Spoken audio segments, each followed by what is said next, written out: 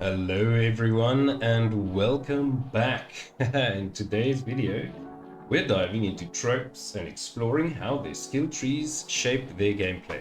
Now, to do this, we first need to understand, of course, the impact of each tree branch. Now, we've got red for power, green for mobility, and blue for survival. I think I'll be creating 3 different tropes, each built around one specific branch of the skill tree, and we'll see how they handle general life in Bermuda. Most importantly, I'll test their ability to hunt for meat from fish and dolphins, which is your fish and meat dietary requirements, and just generally see how each build feels overall. Aiming for. So, without further ado, let's get into it. Let's start with the power build. This build focuses on maxing out traits that increase your damage and enhances your fighting abilities. The goal here is to turn the trope into a PvE powerhouse, and maybe we can even hold our own in PvP encounters.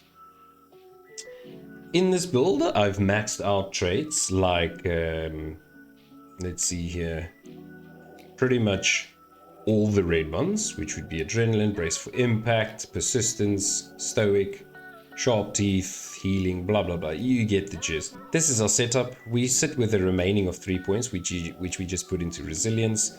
That keeps our little health bar green. First, we'll do a little hunting test. I am near the, not sure what this water pond is called, but it's on the far end of the map near Titan's Rise. And the reason why we are here is we will be able to find fish and dolphins, which is perfect, especially since we now want to kill both of those. So let's start off by finding some dolphins. Alright, it seems we have come upon both a fish and a dolphin. What is this luck? But let's see. We'll dive on the dolphin first, I think.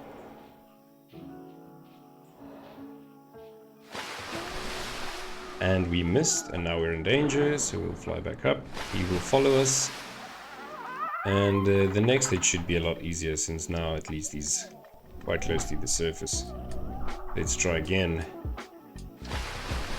That somehow missed, I'm not quite sure how. Third time's the charm, baby. There we go, third time is indeed the charm. And now he's up close to the surface, he's taken some damage, and we are going, let's see, he's going deeper now, it seems like.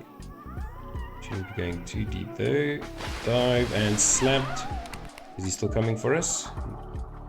Doesn't seem to be. He seems to be running away from us. There's no other dolphins to be scared of, because they do swarm. Always be careful, keep an eye out. Swarming dolphins will kill you. Here we go. And we got him. That's 3 hits, I believe. He seems to be very slow now, so that I think he's done. The 4th hit will kill him now, and our dolphin is kaput.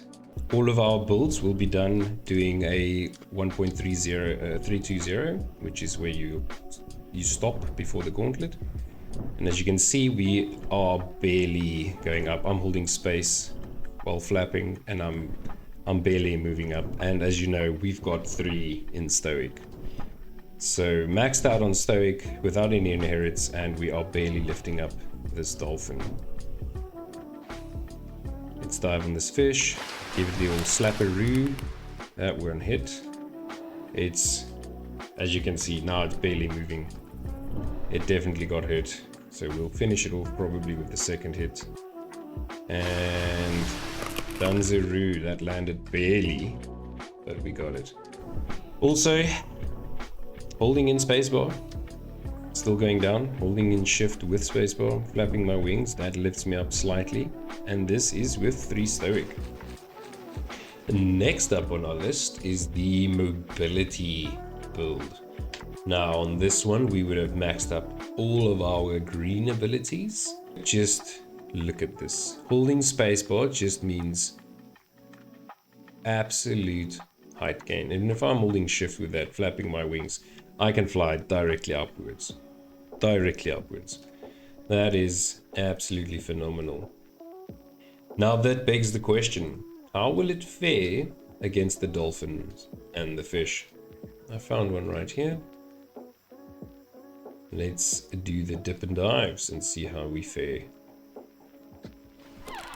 And we've got a hit in. We made it out. It's nice and shallow. I don't hear friends yet. That's our second hit. Notice how, even though we're not built into perseverance, or persistence, I believe it's called, our ability power is barely going down from the wing beats, and that is due to this baby over here, Swift Wings.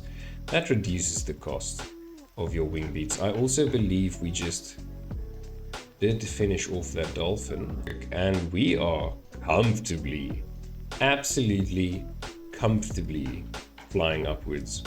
There is not even a challenge. Now the fish, let's see, I did spot one, here we go. And if we're diving on him, and we give him a little slapperoo flying out, he's still there, and we'll do another dive, give him a slapperoo, that's 2. He's still swimming very slowly now, however. And we'll do a third dive, and that puts an end to him. Perfect. So I want to try something. Just since it is part of the traits, strong legs. If I just do a little quick dip here, that did nothing to us. And if we go a little higher, and we do a dip now, that still did absolutely nothing. There's a snake over there. So if we then go here and do a bit more of a higher dive, still nothing. That is fantastic. Very, very interesting to see. All right. Finally, on our list, we've got the survival build. In this one, we've maxed out all of our blue traits, except of course, good parent. We can just do that quickly. This will give us weather resistance and resilience, which is stress relief. Well, there's stress resistance as well. Nest Raider, which is something that I believe is fantastic for tropes, especially when you aim on going into the higher gauntlet levels, as food becomes a thing you need constantly. And Nest Raider makes it so that eggs give you a ton of food. So we have come upon a dolphin. Let's see how we fare against this guy. Let's fight his friend. He's closer to the surface. And we gave him a little slap there. Very little damage. At least we made it out of the water. I'm going to ditch this. The dolphins, guys, if you are not investing into your red tree, your power skill, your power traits, then dolphins are something you do if you can manage to get them into a small little river, or, you know, trap them somewhere without other dolphins, or open spaces where they can swim away, because it's just such a hassle without damage. With this fishy over here, nope, that's very shallow, Mr. Fish. Let's see if we can launch him onto the beach. That sometimes happens. Nope, but we did get a hit on him, so that's nice. And we'll try it again, and we launched him a little bit, but not enough. And we're out of ability power. 2 wing beats seems to be the limit before you need to regen, and that's, I think that's 4 hits on the fish. Now, to showcase where the survival build does have quite a good benefit is essentially finding food as a larger trope. So you'll be spending a lot of time on the floor eating things, as the trope hunger gauge just goes through the roof when you grow as a trope. So with our Nest Raider ability, holding down our sniff, you'll start seeing these massive purple clouds appear. We're just seeing the one at the moment. I see another one over there, but that's a tiny one, so that's an aura egg, it seems. So we'll investigate this one over here. As you can see, our food is quite low at the moment. We found an Echiovenator egg, so we'll just right click as that bites downwards and just finish that egg. Now you'll notice I think it just took 3 or 4 hits to break that egg. and then holding F to eat it. I'm just scanning the area around me. Look how fast my food is filled up. Like, that's practically full food and saturation just from a tiny little equivinator egg. Right, so now that we have tested all 3 builds, here is pretty much what I found. On the power build, the pros would be essentially just incredible damage output when you are hunting those AI fish and dolphins. Minimal hits were required. I think the fish was 3 hits, 2 hits. The dolphin was 4 hits. So generally killing things is just a breeze with the power build. It also has really low ability power usage. We mainly just used wing beat, but it also translates into your bites if you had to be biting things. The power skill tree definitely would allow you to do quite a few of those violent things before you run out of ability points. However, the cons was actually quite surprising to me, the biggest being Stoic. So I believe Stoic would allow you to carry bigger gores in general, so things that should be out of your size range. More Stoic would allow you to carry that. However, I'm barely able to gain any height with just the basic dolphin gore, as is with 3 Stoic. So I don't know if that's really worth it, actually. The other thing that was quite noticeable is the stamina consumption when you are flying upwards and you're trying to gain height. Maybe you dove to, you know, get a wing beat on a dolphin or a fish and you now need to gain height again. If you are holding shift to flap them wings, you will be flying through your stamina, which is a problem should we get into any PvP scenarios. Second, let's move on to the mobility build. The pros we had there was it had absolutely fantastic stamina efficiency when you were actively flying. Holding shift is what I mean when I say actively flying. That's when you flap your wings. It's easy to gain height while holding spacebar and flying. You just go directly up. Your stamina usage while doing that is absolutely minimal. Then, in contrast to the power build, when you are carrying a gore, your angle at which you can gain height with is just fantastic. It's phenomenal. I think by far better than just having 3 Stoic. That's definitely a big surprise to me.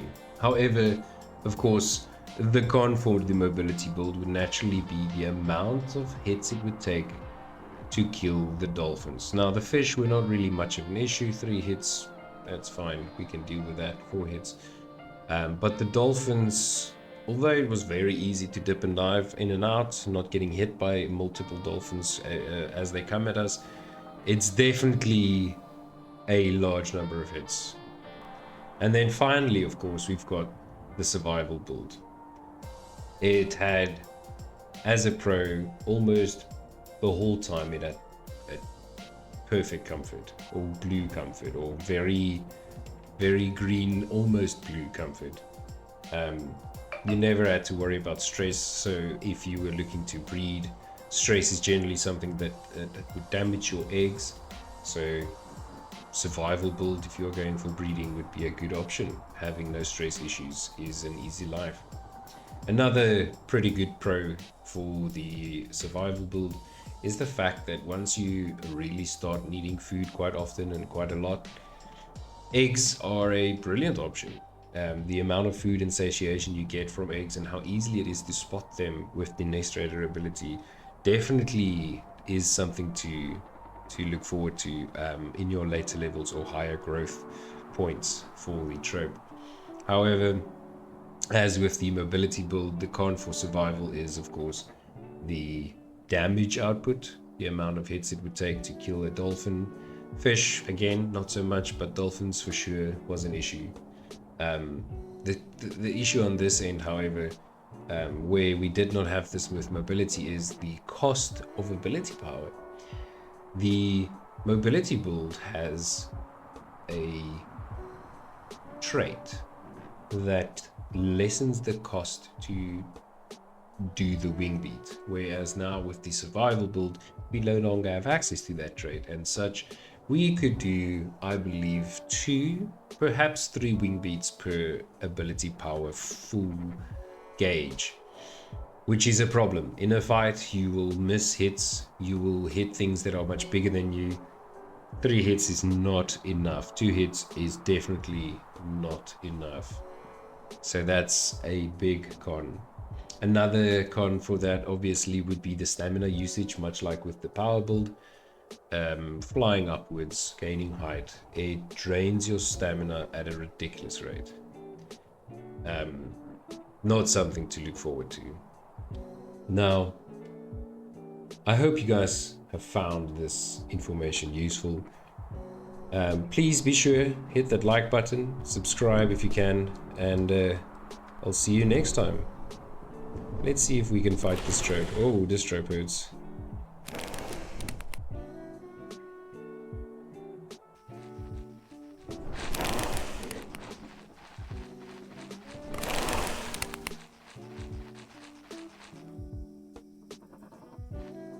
And we're done.